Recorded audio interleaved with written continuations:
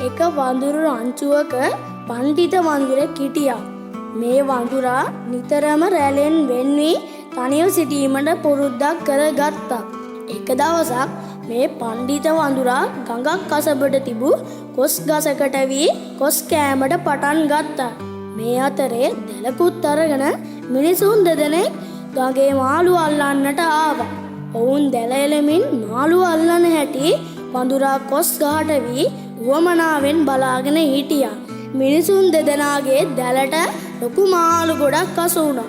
එය දුටු වඳුරාටද මාළු කෑමට ආශාවක් ඇති වුණා. හැමදාම ගස්වල දලු කොළ මල් ගෙඩි කෑවටම වැඩක් නෑ. ඉඳලා හිටලා හරි ඇඟට ගුණ කෑමක් කන්න එපැයි කියලා හිතපු පණ්ඩිත වඳුරා මිනිසුන් දෙදෙනා එහාට මෙහාට වෙනකන් ඉඳලා ගහෙන් බැසගත්තා.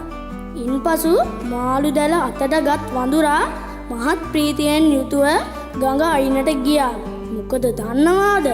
හිතේ ඇති වුණු ආශාව සංසිඳවා ගන්න මාළු ටිකක් අල්ලගන්න හිතාගෙන. වඳුරා මාළු දැල හිස වටේ වේගයෙන් කරකවා වතුරට දැම්මා.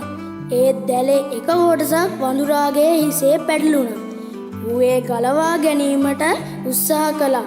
එවිට දැල උගේ ඇඟ හැම තැනම පැටළුණා. දැල ගලවා ගැනීමට නොහැකිව පණ්ඩිත වඳුරා එහාට මෙහාට පනිමින් දඟලන්නට වුණා. ඒ අවස්ථාවේදී ඌ ගඟට විසි වුණා. ගොඩ එන්නට කොතෙක් උත්සාහ කළත් දැල ඇඟේ පැටලීම නිසා එසේ කරන්නට නොහැකි වුණා. අන්තිමට පණ්ඩිත වඳුරා දියගිලී මරණයට පත් වුණා. පේනව නේද?